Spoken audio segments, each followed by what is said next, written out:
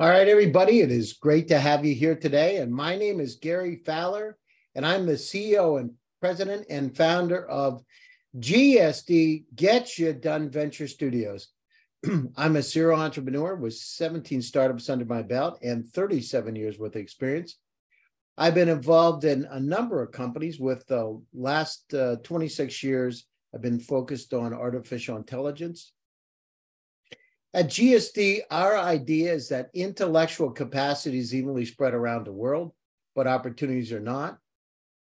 I'm the CEO, founder, and president of GSD. And as I've said, I've been involved in 17 startups. I was involved in a successful NASDAQ IPO, ClickSoftware. That company was sold to SalesForce for $1.35 billion. And also Yva.ai, an AI HR tech company that I co-founded with Dr. David Yang. We believe, as I said, that intellectual capacity is evenly spread, but opportunities are not. And today I'd like to talk to you about how to super scale your startup and achieve rapid and sustainable success. So with that, I want to talk about super scaling. I've been building companies for 37 years. I started out my first company at 21 years old. And at the time, I didn't understand what a startup's ability to rapidly add capacity would be like, how to be able to do things like product market fit, develop the MVP, do my customer development. But today I want to talk to you about that. So super scaling refers to your ability, a startup's ability to grow very quickly, maintain efficiency and effectiveness, and at the same time, at extreme levels of performance. The difference between super scaling, which I came up with recently, in fact, my recent article in Forbes coming out is on super scaling, and also regular scaling. So super scaling uses aggressive tech growth strategies, extreme expansion, look at the world as your oyster, how to be able to develop those contacts, those networks to be able to grow your business. So if you're a company in the Czech Republic or Poland, how can you get to Africa? How can you get to US? Going to Europe, to be able to grow that business, to be able to serve the world. So we're going to talk about a bit about that today.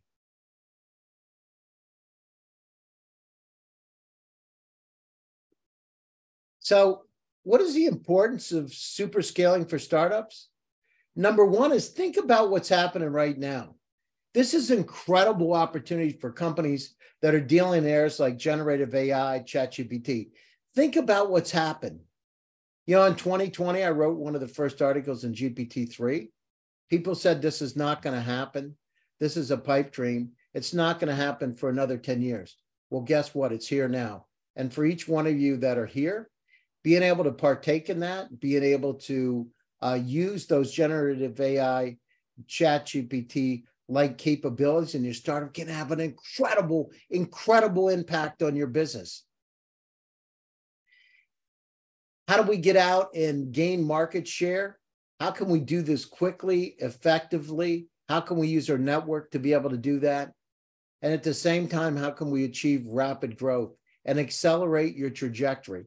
The one thing I see about startups a lot is that startups, many times because of being comfortable, stay in their local markets. They don't grow. They don't grow out of their markets. They never realize and unleash their entire capacity. Your job for every one of you is to allow that to be able to happen, to be able to grow your company in an incredible way, to be able to use the techniques and strategies we're going to talk about today. I've done these for the last 37 years. We took ClickSoftware, was a little company from Israel, and we grew it from a 5-person organization, the company that was sold to SalesForce. You can do the same things. Hold on, I'm going to let a few more people in. Okay, so let's talk about it. How do you prepare, each one of you prepare for super scaling? We talk about team, how the importance of team. It's incredibly important to have a balanced team. You need somebody to run your operations. You need somebody that understands how to be able to lead the company. And you also need a technology person. You've got to, from the beginning, this is like getting married. You got to make sure you've got an incredible team that can help you grow and prepare for the future. Sometimes we don't think about it, but each one of you that are there, you've got to think about creating that balanced team. Think about things about like intergenerational, bringing those people that have experience, that have a few more years with experience, a few gray hairs. Why? Because they have the contacts, network, and connections to be able to help you. You need cultural diversity. Why? Because if you have a cultural diverse team, it helps you grow your business, help you look at things differently. As my friend Steve Jobs said, think differently. At the same time, automation and technology. Use those solutions to be able to help you grow. Use the SalesForce, the CRM. Go down through and use tools, Trello, all those tools that can be able to help you to manage that data. We are in, each one of us are state of infobesity. All of us here, all the companies, think about it. In your own personal cloud, you got about 300,000 items. The entire web in 1996 was 257,000 websites. You each have more information in your personal cloud than the entire web. How many times in the last 3 weeks has somebody said to you, I sent you a message, did you get it? Did you send it to Telegram, Slack? Did you send it to Signal, WhatsApp, Facebook Messenger, or one of your 4 or 5 or 6 or 7 email addresses? How many times has somebody said, did you get that email? Where did you send it? I sent it to your corporate address, I believe. Let me check. I can't find it. Send it again. You need those tools that are out there to be able to help you make sense of the world. Things like ChatGPT.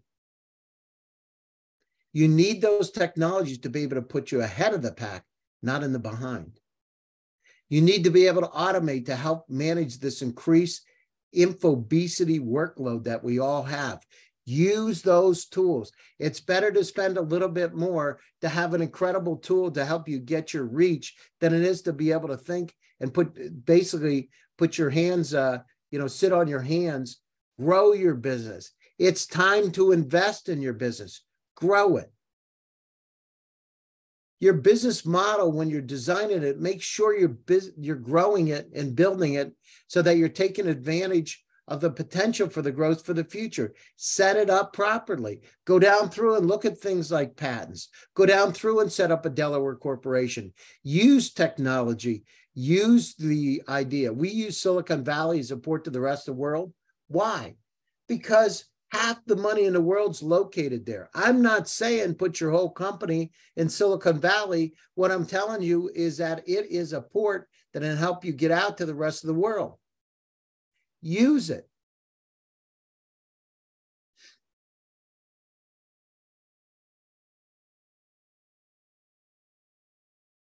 Let me just admit those couple of people. Okay, so let's talk about it.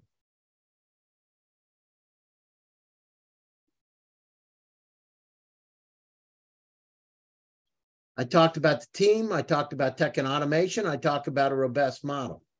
The other part of super scaling is go down through and use your customer development. Go out and test. Go out to the market and find out which products or services those companies want to buy. And how do you do that? Interview them. Go out and talk to people. Say, what do you think of this? Develop a PowerPoint presentation before you build it and take it out and test. What I did with my company, Yva, which we just sold May 4th of last year, we went out to 50 different people and we asked them, what do you think about this? Would you buy this? Would you spend money on it? Why? Because what you want to do is get out to the market as agile, as fast as you possibly can. The big challenge that companies have from around the world is they build something that nobody wants. Validate it, create a hypothesis and test it. And make sure you don't make it too wide, because the problem is if you do, it's going to cost you a lot of money to build it and a lot of time. Build that MVP. Check, experiment, iterate, reiterate. Go down through, use the network effects, leverage your product or service. where it can increase value to people. Use those partnerships and relationships that can get out to the market fast, quickly. Look for things like high margin products. I mean, probably part of the challenge that people have when they take in the products to the market is that when they do these, they don't come up with products or services with high margins to fund expansion. What they do is they say, well, I just want to get it out to the market. Look for those opportunities. I'm not saying you got to do it every time. And yes, sometimes you just got to get some products out as a POC to get them out so people can test it. But your job is for each and every one of you is look for those products, continually think about how to get that out. Use those partnerships, use the business development, use those connections to get your part out. Go down through and say, what kind of partner could I get so I don't spend so much money on sales and marketing?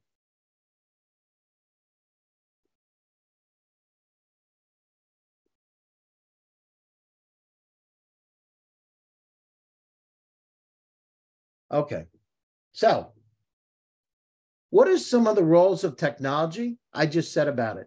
Automate your processes. Look at the technology can help you. Use the Zooms of the world like we're doing now. Use the tools to be able to do broadcasting.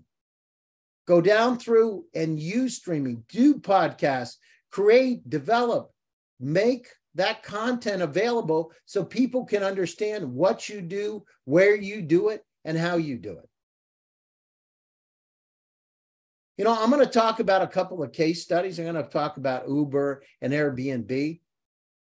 Now, unfortunately, you know, when Airbnb started, one of my friends was saying, oh, this company Airbnb, sometimes we all make mistakes. Said this company Airbnb is incredible. You can rent a room in somebody's house. And they told me about it. And I said to them, you know, from my standpoint, I'm not sure I want to be in somebody's house. I don't know what could happen. The same thing with Uber. Well, guess what? I was wrong. The shared economy works. But I'm going to talk about it a little bit.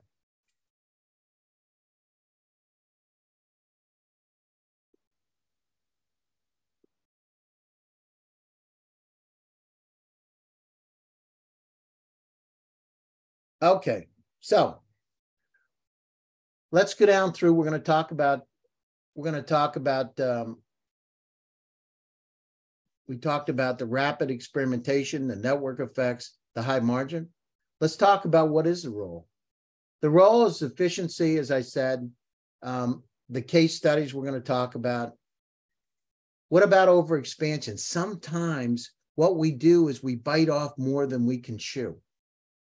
We go global too early, go out and dominate a particular market. I'm not saying spend the rest of your life in a country and become a lifestyle business. What I'm saying is don't do it too rapidly so you're spending so much money that your burn rate is too high. You know, when you're going down through and super scaling a company, you've got to maintain a pace. Don't kill yourself. Be consistent. Because if you do that, if you do push yourself too hard, you're working 20 hours a day all the time, what happens is you never get a time to recharge, to get better. What you want to do is consistency is the most important thing. Consistency as business is what the investors look at. Make yourself consistent. Make sure that you have controls in place. Like, for instance, on the financial side, hire a bookkeeper. Hire a CPA or an accountant to be able to help you, to make sure that all your pieces are in place and that you're making money and you're cooperating with those government bodies in terms of regulations and resources. Make sure you set those in place. When you're designing your company, it's like building a house. Make sure you have all the foundation in place as you build it so you can make yourself better all the time. Let me talk about Uber, right? Why was Uber so successful? They had technological innovation. These are some of the factors. They aggressively expanded, but they had success in markets first, and they totally disrupted the market. Think about it. Taxis, they had medallion taxis in places like New York City. You had to pay for medallion. Here, Uber comes in, cheaper, more efficient, and a whole lot faster. They dominated before those companies even had a chance to catch up. They built incredible technology using algorithmic math and artificial intelligence to build an incredible infrastructure. They understood regulations and they took them on head on when they had to. And they showed people why this made sense and why it helped their cities, their countries to be able to grow. And they balanced the growth with sustainability. And they did this in a very short period of time.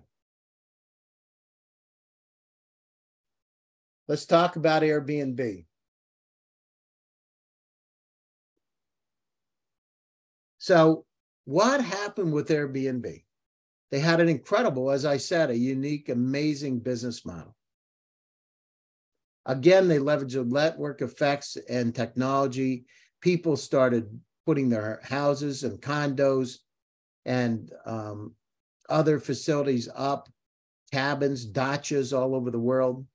They created incredible technology infrastructure to make sure that they could serve. So they had the right product at the right place at the right time.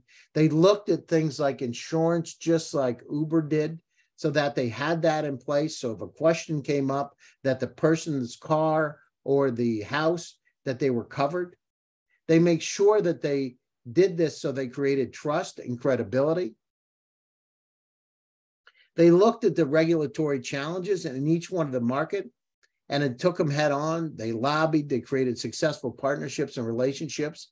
And the other thing they did is they went down through and evolved to be able to ensure they were evolving to consistently meet the customer's needs. When it came up to things like vacations, they took it head on. When it came up to looking at houses to be able to rent, they took it head on. Rooms in houses to be able to rent, they took it head on. They went and they met the challenge.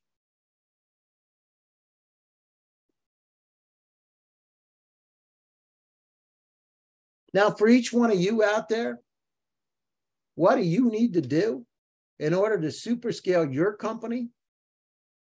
As I said, team is really important. When you go to all the investors out there, what do they say? All of you. The first thing is the team. The second thing is they talk about is traction, right? You need to hire the right kind of people, treat them fairly and right so that they stay with you. You got to make sure that those people are supported and not just, they say with the carrot and the stick. You don't want to just beat them. You want to be able to understand and be empathetic to make sure they're growing with you through the environment. And the other things like stock options, to be able to give them a share in the equity of the company and experience success with the growth. On the risk side, you need to make sure that you identify what the risks are before there's an issue. And if you hit something that becomes a challenge or a problem, don't be afraid. Go out and hit it head on. It happens whenever you come into a market and you're growing very quickly, you're going to have things that come up that are roadblocks. Go down through, think about them. Don't react too quickly. Think, observe, and then react. Make sure that your growth strategies that you have, your startup, are directly in line with the market conditions and your strength. Match strength to the market.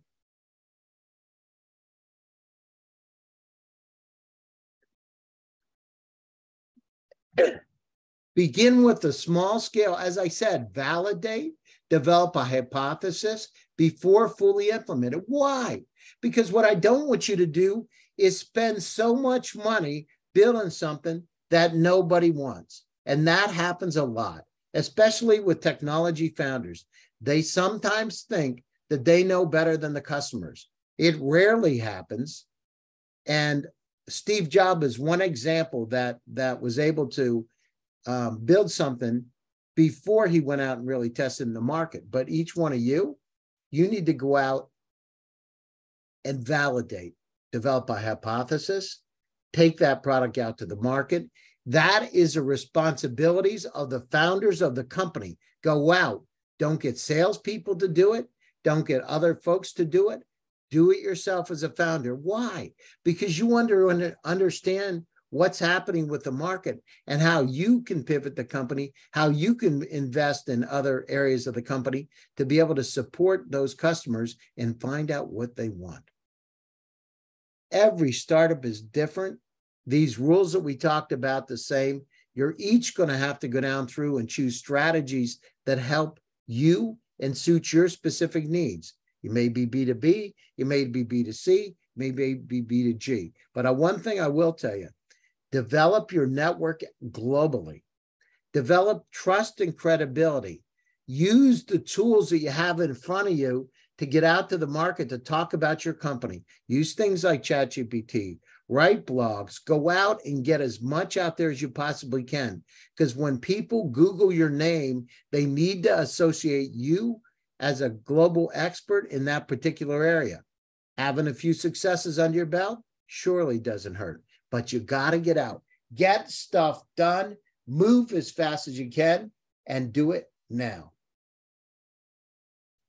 So for each one of you out there that embrace the principles, and my next article, actually, it's my next article in Forbes is about super scaling. I've written several articles about it, but you need to embrace these principles. This is like lean startups on steroids. You set the path to exponential growth. Go out, iterate. Customer development is important. Networks and contacts are important. Having the right technology in place to sustain and grow your business is important. Innovate, grow, and create long-term success to realize each one of your full potential. It doesn't matter where you're from. This is an incredible market. It matters where you're going to go. If you look at the areas that are hot today, things like Metaverse, Web3, quantum computing, artificial intelligence, generative AI, ChatGPT, but this is just the beginning. Our world's going to change. These technologies are going to be used in everything from farming 4.0, where you got to increase crop yield to feed everybody. By 2050, we've got to double the food supply to feed everybody. Then we can't increase the number of livestock because 26% of the pollution is methane gas from cows. We need to increase yield. We need to use things like plant-based protein. At the same time, the population of the planet will go from 8.1 billion to 13 billion. A lot of people. So housing, to be able to make housing more efficient and effective, is going to be important. MedTech, as we start to live longer, how do we take care of the elderly better? How do we go out and serve? How do we use some of these technologies for AI, quantum computing, for drug discovery? Each one of you, listen, it's not about the talk, it's about the action. It's not about the idea, it's about taking it to market. It's about action. 9 out of 10 companies fail, and it's not because they don't have a good product or service. It's because they don't get shit done. You need to go out and get this stuff done. Anyhow, in the chat, if you have any questions, I'd be happy to answer those questions for you. For each one of you out there, remember, it's not about the talk, it's about the action. Go out and get shit done. At GSD Venture Studios, we have GSD Labs, which I believe is the best. It's a hyper-accelerator. What we do is grow companies from wherever in the world. We're agnostic, as long as it's a friendly environment. Agnostic to the country, we have 133 companies in our portfolio today from 57 countries, as far away as Nigeria, Ghana, Zambia, India, Australia, all over the world, Latin America, Prague.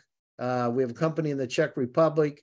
We have companies in the Czech Republic and Slovakia, Poland, Germany, Switzerland, Austria. The key is the companies, if they want to go global, we are Silicon Valley based, we can help. We curate those companies through 15 weeks through GSD Labs. We go down through the marketing, the sales, the business development. We bring in mentors and advisors or high net worth individuals, family offices, and VC funds. They're actually the people that could invest in your company are actually helping you. At the end, as we're going down through this journey together, we're working on the one-pagers. We're going down through and working on your pitch, your rock the pitch. We're working on your deck. We're helping you. And as we're curating this, as the market is today, it's to curate it so that you can also develop a unicorn. So I've actually been involved for 37 years in building companies. And one of the things that I found is that having somebody that has many years, teams that have many years of experience is really important. So what I'm looking for is the best companies in the world. We're kind of like a unicorn stable. So we take them as young colts, young horses, and help them, nurture them to be able to win the race. So this last 15 weeks, our program, we have 2 sessions per week. Each one of the sessions run an hour in terms of being there. We have about another hour and a half worth of work. And then we have a half-hour session directly with me. It's not like any of the other early stage accelerators. It's a hyper-accelerator super scaler. We're looking for companies that want to go global, that are agnostic into their area, that want to reach a market worldwide. We get down through everything from sales, marketing, business development. As I said, we deal with a lot of family offices. We deal with 1,400 family offices. We deal with over 10,000 different investors. I've been doing this a long time. We have a lot of visibility out there. People come to us, the investors come to us because they want the best curated deal flow in the world. You can each do it. But listen, it's not about the talk, as I said, it's about the action. Go out and take the step forward. You'll kick yourself in the butt if you look at it for things like generative AI today. That's an incredible opportunity to incorporate in a real way those kinds of technologies into your company. Do it now. If you go out to the marketplace and you don't do it another 2 years when everybody has it, you're going to be saying, oh, I wish I would have done it. I had this wonderful idea. Get the stuff done. Just do it. So as somebody asked me, is there a cost to join? The way we have it set up, it's a lot different. It's we don't take any equity in the front end. We say it's like dating before you get married. We're not for everybody, and I don't want to be. We only take up to 7 companies inside of GSD, each cohort that we have. I personally run it. Jacques Fu is my partner, the CTO. He just had an exit of 1.4 billion. His exit was with Stacks. Mike Engel is also a partner, a former top guy at PwC and RPA and AI, emerging technologies. So I'm not taking any equity in the front end of this thing. Again, it's like dating before you get married. The companies we have in there across the board tell me they're 2 to 3 years ahead of where they were coming into the program. We are also potential investors. I have a family office. I don't know when we get started in this process if I'm going to invest or not. Maybe it's better for another family office or a VC fund, but coming into it, we're interested. We're interested in companies because that's how we make our money. We look for companies that have that potential where we can have significant exits. I've been involved in NASDAQ IPOs. I've been involved in a number of exits. I've worked with, I have founders, my co-founder in my company, Zemply, is a Stanford MBA. We started out in California, but we have companies from all over the world. Today, as I said, 57 countries, 133 companies, but they are the best, in my opinion, the best of the best. Each one of you that are out there, if you want to do it, if you want to move forward, again, I'm happy to talk to you. I'm looking for companies. Generally, the companies that work best for us are companies that have some revenue. They're ready to go global, and they're looking for a partner that can help them have incredible growth. That's where we are. So anyhow, I thank each and every one of you for taking time out of your busy schedules today to join us.